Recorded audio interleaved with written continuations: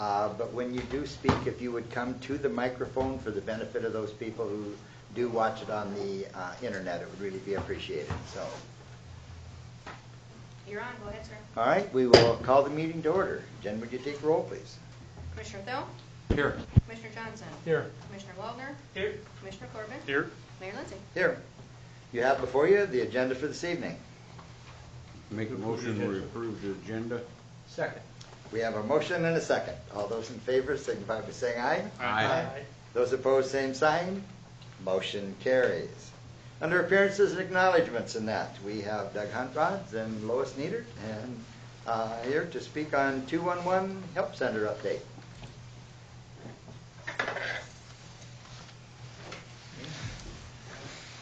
Good evening. Good evening. It is. A while back when you were starting to work towards budgets, I'd been asked to prepare something and come and talk once everything was adopted and the meeting schedule slowed down a little bit about 211. As most of you know, the 211 program is basically the 911 for charitable and government organizations.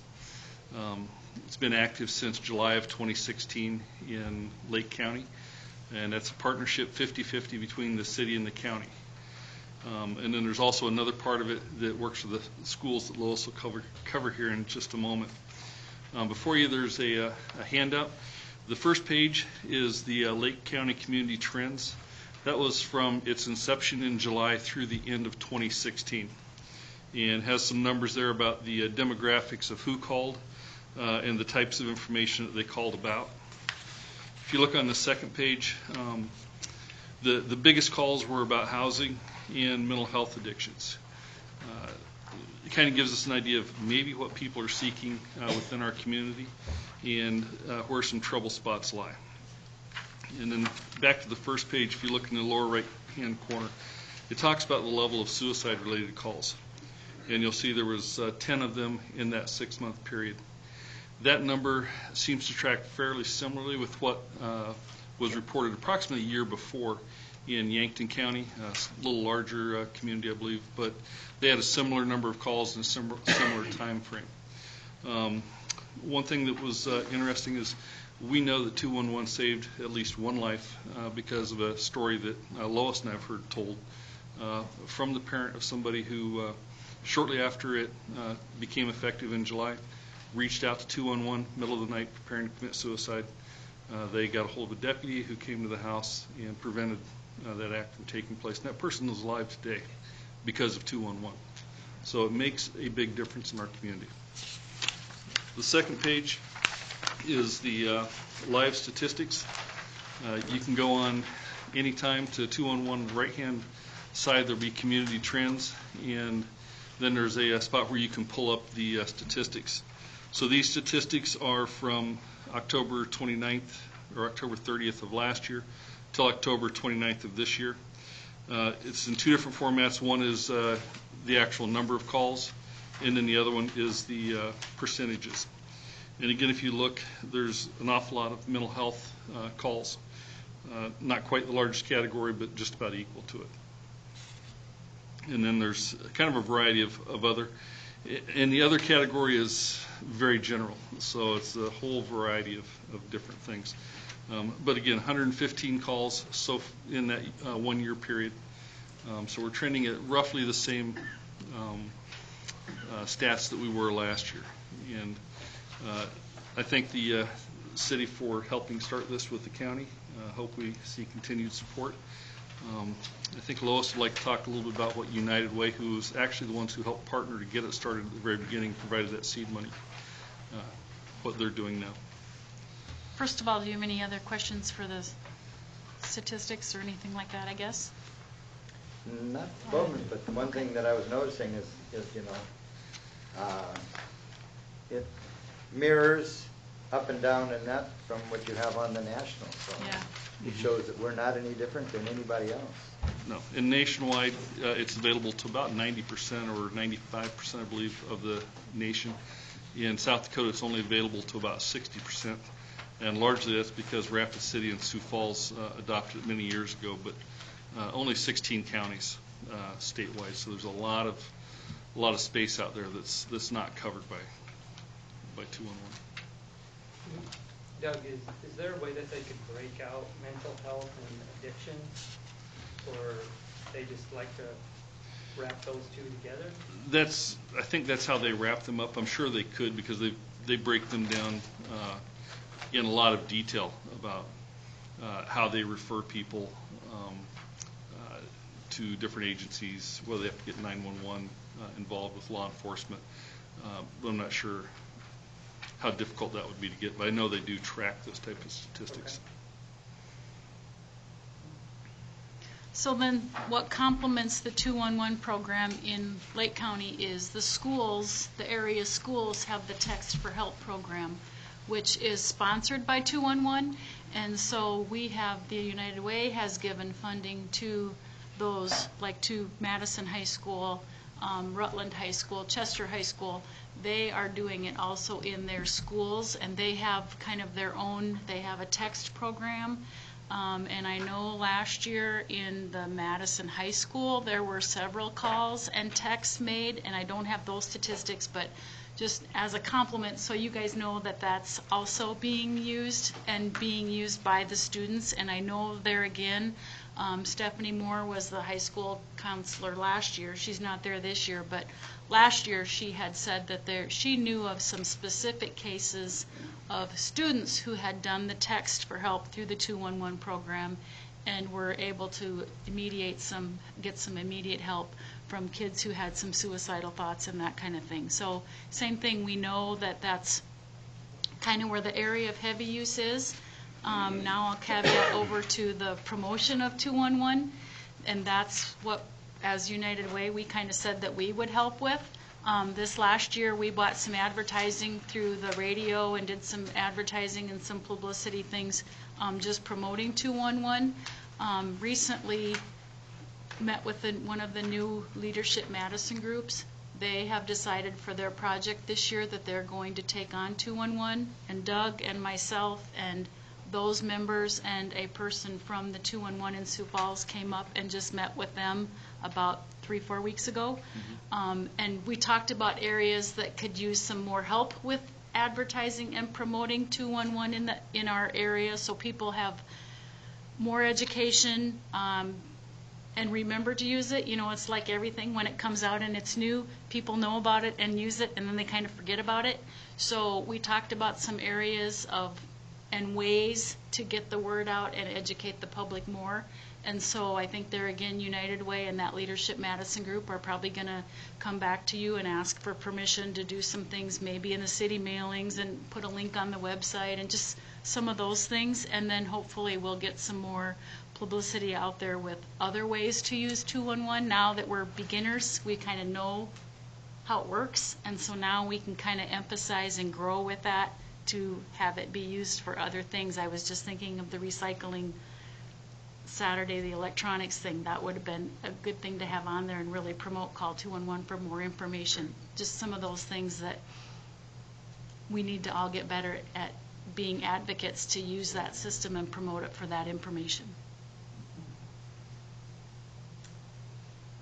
All right. Questions or comments? Mike, it's your comment about breaking up that mental health and addictions. You may have me tied to a formula that doesn't allow you to do that somehow, but I think I think it's probably worthy of consideration, because the behavioral health, how much of it was addictions, how much of it was not addictions, or Correct. Other mental health concerns. So it is worth consideration. Thank you. And they may have, on that site, when you scroll over, they may have that breakdown for you. I don't think we tried that because we just printed off the report, but you know how that is in some of those spreadsheet things now. When you scroll over, you can get the breakdown. It opens up some definitions. I'm not exactly sure of all the breakdowns. But again, they'll be presenting a similar report again this year.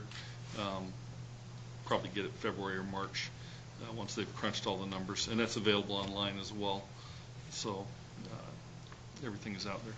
And Justin, one of the things in that Justin has promoted in that, and I'm going to mess up the number, but it's text and so many numbers, and especially, you know, on drugs. And, you know, the thing that's unique about that for the person doing the texting is their information is not reported, you know, but it does get the information to law enforcement to help. And all we have to do is listen to the news to see how drugs are, they're not slowing down, and they're getting more dangerous all the time.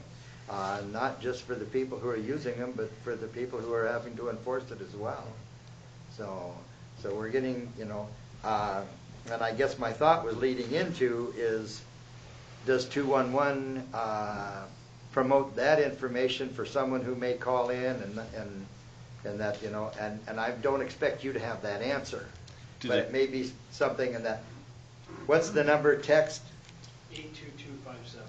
82257. Yeah, they have, You know, to they report maintain drugs. a large database You know. of any kind of referrals, and so I'm sure that they have that if somebody But I calls guess in. the thing that I was alluding to is when you're looking at promoting, maybe you can do something where you promote both of those. So if the person, you know, looks at 211 and says, well, they're going to know who I am, well, maybe you can, you know, Oh, sure. you know, text the other one if they want to, you know, be discreet. And 211 is very discreet and confidential Yes. in their. And that, I think, information. is extremely important to anyone who's wanting to use it, unless they're just calling for general information. Right. So. Questions or comments? Thanks for coming over. Well, thank you for coming. Thank you for having us. Yep. Yep, Yes. appreciate it. Okay, number 2, acknowledge the letter from the South Dakota Department of Legislative Audit for the 2016 audit report. Jen, is this a report that you want to? I will. Speak on. As part of your packet, I included the letter received from the State of South Dakota Department of Legislative Audit stating that they had reviewed and accepted our audit for year-end 2016. You have all been given a copy of that audit.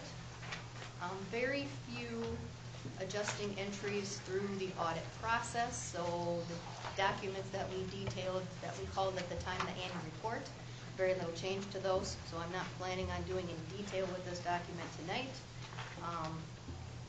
If you do want to refer to the audit, pages 10 through 16 are your government entity funds, governmental funds. Pages 17 through 21 are your proprietary or your enterprise funds. Note that pages 38 and 40, 38 through 40, long-term debt, breakdown of our long-term debt. And then the back end of the report, pages 52 through 58, are your budget comparisons.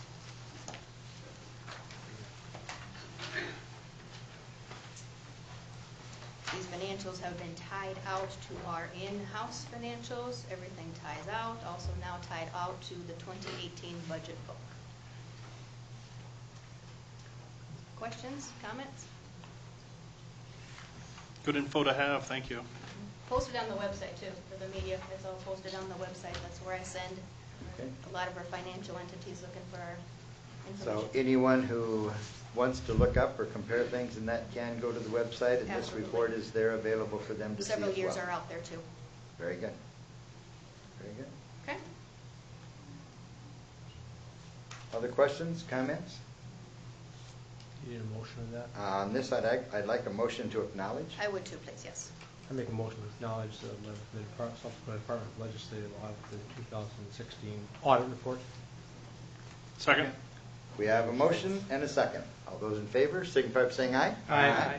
Those opposed, same sign. Motion carries. Is there anything anyone would like removed from the consent calendar? Motion to approve the consent calendar. Second. We have a motion and a second. All those in favor, signify by saying aye. Aye. Those opposed, same sign. Motion carries. Saying no old business under new business. Authorize the mayor to sign the engagement letters with Stonefish and Company Incorporated for 2017 annual report and audit services. And I'm going to ask Jen to again address this. Okay, thank you. Now that 2016 is wrapped up, we're moving into 2017 year-end. Process has started in my office already.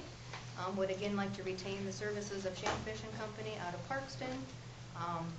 The proposal that they have submitted to us for annual report and audit services totals this year $15,950,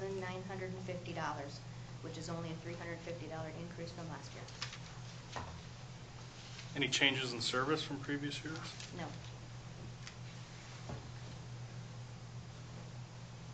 You comfortable with this, Questions? Bob? Yeah, I'm comfortable with it. Great group, I appreciate them very much. I'll make a motion that we authorize the mayor to sign the engagement letter for 2017 audit report services. Second? We have a motion and a second. All those in favor, signify by saying aye. Aye. Those opposed, same sign. Motion carries. Thank you. Authorize the mayor to sign task order number 4 with DGR Engineering 2018 Electric Distribution Conversion Project. And Chad, I'm going to ask if you want to address this one. Yes, thank you. I can answer a few questions. Coordinated with Utility Director Lawrence during the budget process for this anticipated 2018 project, and then also in the development of this task order that's in your agenda packet. It's to secure the services of DGR Engineering to accomplish the design for the 2018 upgrade. Most of the work was done in developing the budget and estimating the costs in these areas at that time. This actually lays out the tasks and such. It's very similar, if not identical, to the work task order that was put together up last year this time for the 2017 work. It also gives in this task order estimated costs for the project, material and construction installation with a contingency, and then in the engineering. And it lays out the schedule. We're hoping to have this bid for the material in February next year, and then the construction bids in April. And of course, approving this at this time allows us to get a jump on that. If we wait, that becomes a challenge to getting the materials bid and the construction bid, because you can start developing the plans. So I would recommend that you approve this task order so we can get started on the project. And the other thing is the sooner we get started, the greater chance we'll know of what materials and that are available because of all the hurricane damages and that around, and that we could be anticipating some shortages and things. So it's good to get started early.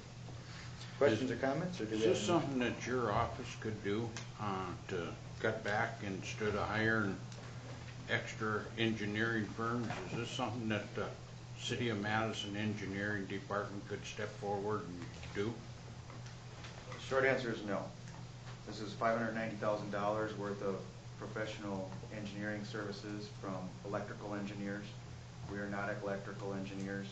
This has been a common practice, not only here for the city, but also in most other jurisdictions for this type of work.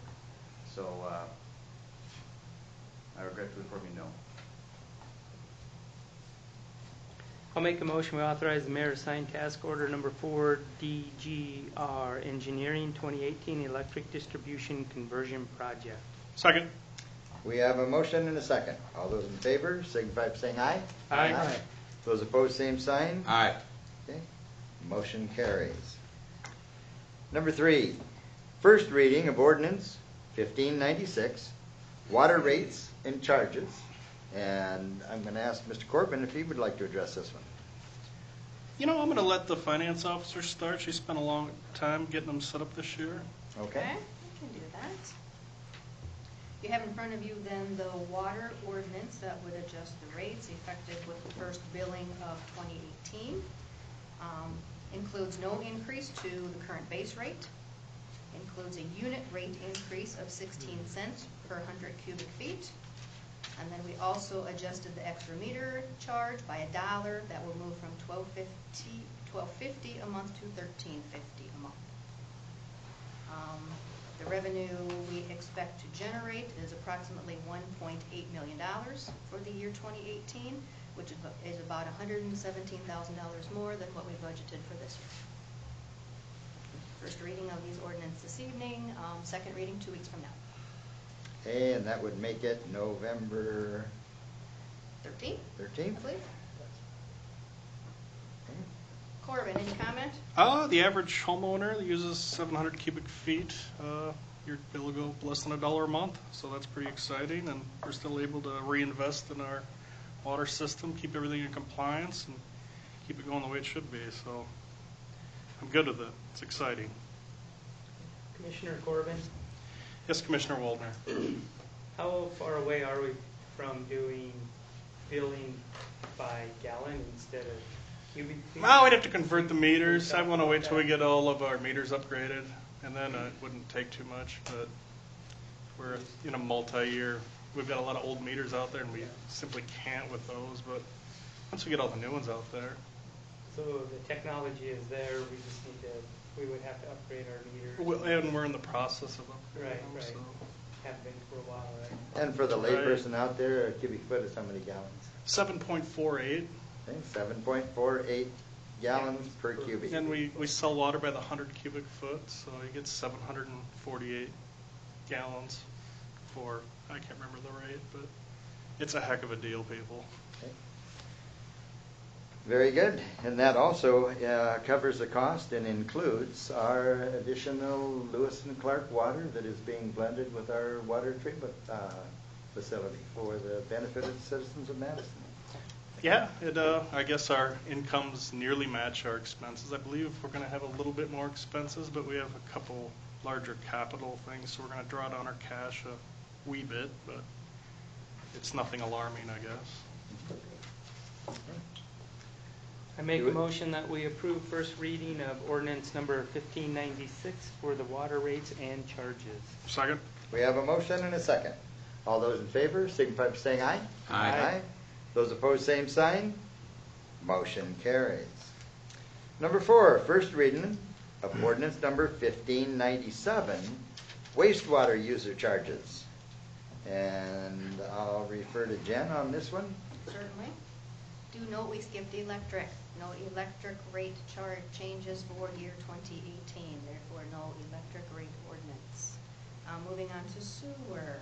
Again, sewer rate ordinance is part of your packet.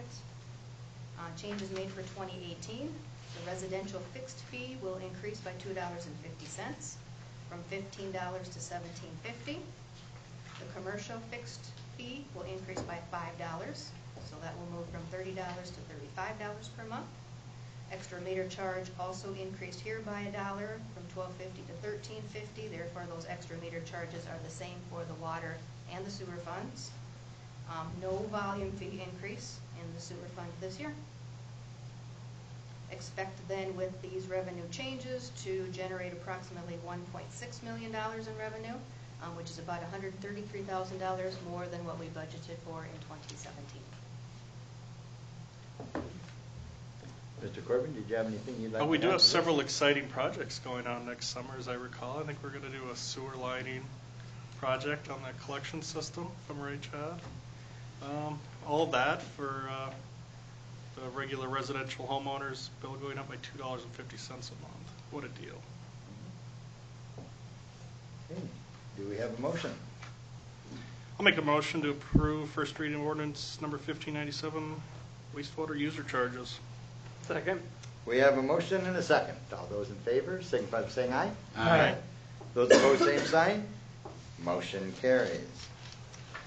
First reading of ordinance number 1598, refuse collection fees. And again, I'll ask Jen to start this conversation. Okay. One change here for year 2018 is all. We're going to move the 65-gallon cart, and we're going to increase those by 50 cents a month, so that charge will go from $15.75 to $16.25. No changes in any of the other carts or can monthly fees. In this specific fund, we expect to generate approximately $299,000 in operating revenue for year 2018, which is about $10,000 more than this year's budget. Mr. Johnson, anything to add? No significant expenditures or improvements slated for this coming year. We'll be researching a new garbage truck. But look at that, the resources are down. So I would say people have the ability to, I remind people they do have the ability to control some of their cost, smaller cart to the recycling program. We're always looking to recycle more, which means less garbage in the cans. You might be able to get your can size down, but also that eliminates the number of trips that we take with the truck to the dump site. So we control some of our costs, and that's up to the individuals users. So with that, I'd make a motion to approve ordinance number 1598. Second. We have a motion and a second. All those in favor, signify by saying aye. Aye. Those opposed, same sign. Motion carries. Bid number 865, review and award bid for the self-contained breather apparatus, SCBA's. And I'm going to ask Randy if he would like to step forward and speak on this one. Yes, thank you. October 2nd is when we had our bid openings for our SCBA's. We had 3 submittals from 3 different vendors. What are SCBA's? Self-contained breathing apparatus. Thank you. Yep. Anyway, our 3 different vendors, we had a wide array of prices come in. Our first one was from Feld Fire for $313,572. Our second one was Allegiant. They're an MSA air pack. They came in at $329,147.36. And our other one was Hyman, which is Avon air packs. They came in at $255,190. After we opened these bids, we had demo days. We had all 3 of these vendors come in. From us 4 departments that are benefiting from these air packs, we had 4 members from each department come in. It was on a Saturday. We listened to each vendor for about 2 hours, tell us about their air packs, the pros and cons of them. Anyway, last week after the LEPC meeting, all us fire chiefs were there. We put together a scoring criteria for all 3 of the vendors. We labeled 4 different topics, which the first one was face piece, the air pack itself, the frame and the harness. The next category was maintenance, and then safety and technology. And if I can, I'd like to tell you about the differences between them. Please Yep. do. We currently have Scott air packs, and they are one of the best. One of the downfalls with them is they have batteries in 3 different locations on that air pack. You have one in the face piece, you have one in the back, and then one in the module. So there's 3 different 9-volt batteries. The MSA, they're the ones that came in at $329,000. They have one centralized battery pack. It runs the whole thing. There's only one battery, and it's also rechargeable. A couple of the air packs, both the higher priced air packs, the Scott and the MSA, they have thermal imaging cameras in them. If you remember, I think 2 years ago I bought my last thermal imaging camera, and we paid right at $9,000 for it. These air packs come with them. I think they're roughly $800. It's an $800 upgrade, but the MSA and the Scott air packs both have that capability. So versus me and my guys, when they go in having this tool that they're carrying it in with their hand, it's right here hanging off their chest, and it's the size of your cell phone. It's hinged right here. You pull it up and look at it, let it go. It hangs right here with you. Another advantage of the MSA air pack, these particular air packs, if we were to get them, I can set they have a temperature sensor in it. So if I don't want my guys to reach temperatures over 300 degrees, there will be an alarm that'll go off, and that's to tell them, hey, you're too warm, get out. You can set that, any fire department, you can set it at whatever temp you want. That's just some of the safety and technology things they have. They also have MSA and Scott Fire. They have what they call a pack tracker, It's more or less a laptop that I could purchase. And whenever any one of those air packs are turned on, I could turn my iPad on and I could monitor their air from outside the scene. I know what 3 air packs are in there because they're all going to have a VIN code. It's going to tell me what temps they're at, what the percentage of air, things like that. So those are the 2 big differences. Another one is the MSA. They have an adjustable lumbar, and what I mean by that is the waistband where you do your waist strap is adjustable. They're the first ones to ever come out with that. If you have a short guy, you need to adjust that lumbar up so the bottle ain't hitting the back of his head. It's something that should have been out there years ago. It's a great idea.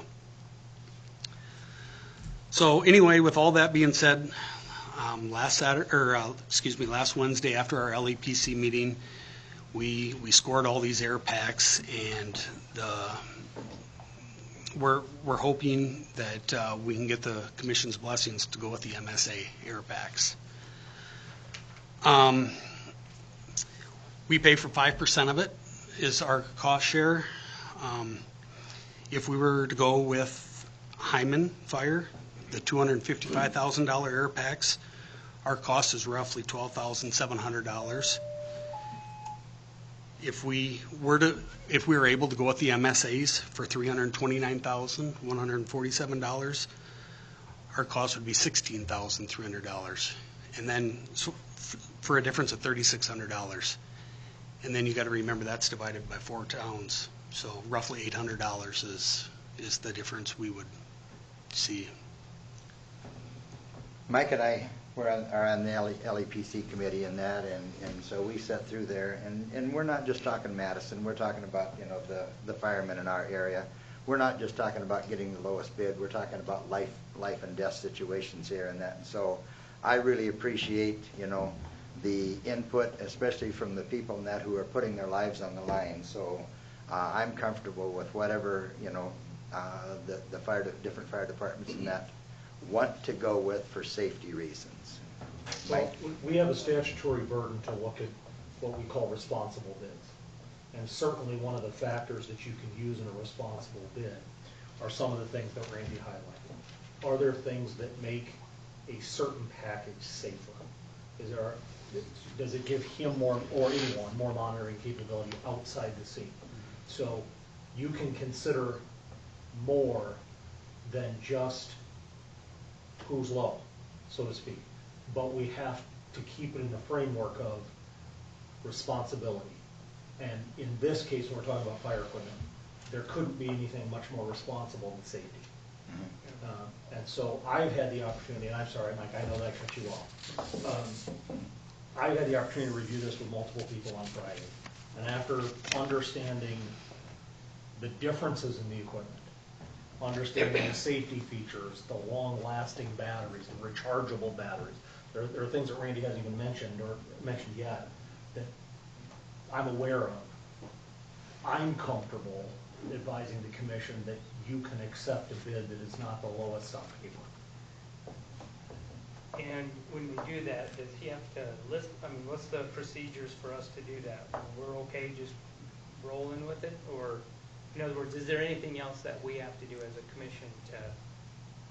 I would Also like, document in the minutes. yeah, Which out of the bid hearing, I exactly would why. like some rationale in the bid file for the reasons that we find, whichever one we find to be the lowest responsible.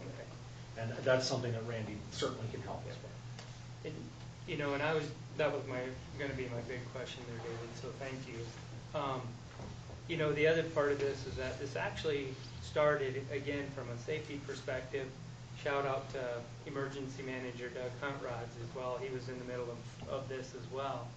But when we have mutual aid, and Randy and our team go and help another town with a fire or situation, the air packs didn't have the same connectors.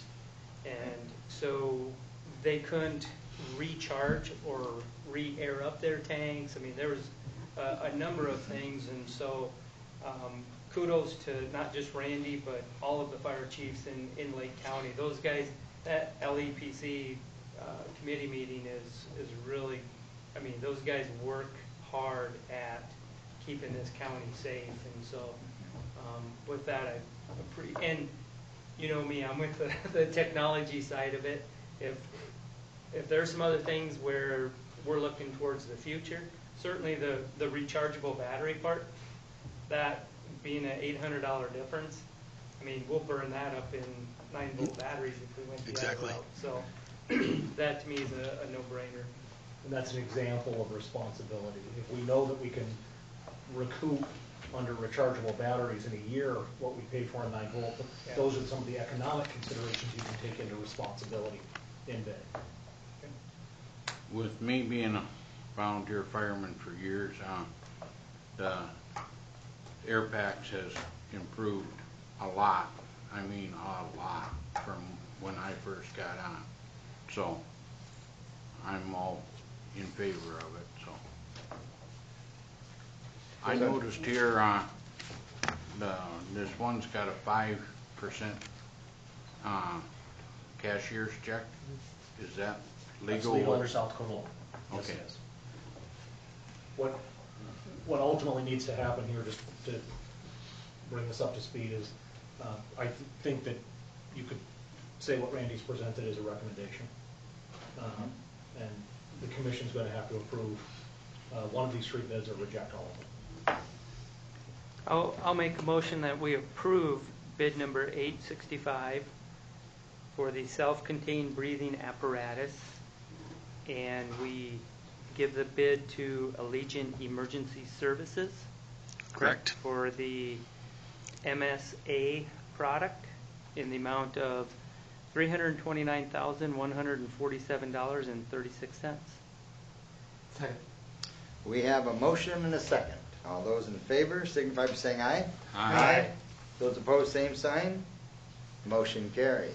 Thank you, Randy. Randy, work Thank it you. out with Jen, what you need to do. With Jen and David and Thanks Thank to all you. of you involved. Yes, thanks to Kristen and Doug. They've helped a lot. Appreciate that. Safety is a huge, huge concern. Number 7, consider Sidewalk Committee recommendations for 2018 assessments. And I'm going to ask Chad if you'd like to address this. Thank you, Your Honor, and Commission.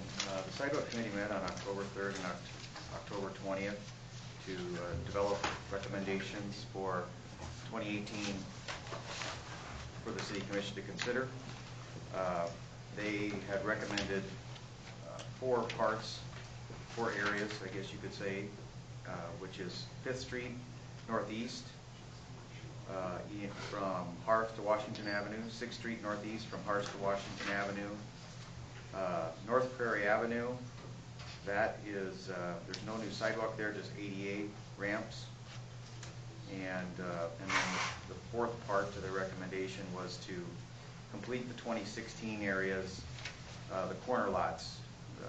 Usually corner lots, you don't put them all in the same year, not even consecutive years, they leave 1-year gap. That's some previous procedures, if you will, that have been recommended for us to pursue. Those are the areas that they ultimately recommended for this process next year. Typically at this time, you would simply acknowledge these and ask my office to prepare a draft proposed resolution of necessity, including these areas, and then we would commence to review some of the necessary items, typically at the courthouse, deeds and such like that, which need to be included on those resolutions. And then there would be a hearing scheduled. Notice would go out to any of the affected landowners prior to that hearing, and then they would be able to come and at that hearing you could hear comments from the landowners and consider the resolution at that time. That's not a statutory requirement, that hearing and such. It's just a procedure that the Commission has utilized in the past for this process. This has been, I think this was started the year before I came in 2004 with this general process where the Sidewalk Committee make recommendations. They make them off of various items, among them being 1996 comprehensive plan where they identified priority areas. And then also, the members of the committee walk around town, you know, they take input from city commission members, other people from the public and such like that for these areas. So that is the recommendation at the time. This time, excuse me, I do have a map. I should have given that out. It just shows you. One quick question. Yes, sir. Those ADA accessibility on Prairie, that's just our expense, right? That's not the Correct. any Yes. expense to any. Yep. Correct. Just, Yes. Just making sure. Thanks. Yeah, just to elaborate that, we haven't done that type of improvement in the past. Of course, Prairie, most of it has sidewalks on it. Right. So what the committee's starting to look at is, are there routes that there's heavier traffic that haven't been part of the assessment process to put in sidewalks, which is where we usually do put in the ADA ramps, but it's an area where there were sidewalks already probably 2004. Right. And so there's no ramp, so somebody with a wheelchair can't Yeah, get no, up and that's- down those. That's So great. It's That's not, great. excuse me, sorry for interrupting. It's not the entire, both sides of Prairie. It's just selecting a route, to have a route to allow people to, with disabilities, sidewalk, or wheelchair, or other means, ADA necessities, to use that route. And otherwise, I can leave it there. The map shows the areas that are selected in the boxes, the blue boxes, and with the additional recommendation downstairs in the text, which is the remaining 2016 corner lot areas. And I'd be happy to try to answer any questions at this time. Commissioner Corbin and Mayor Lindsay were at the last meeting. sidewalk committee meeting.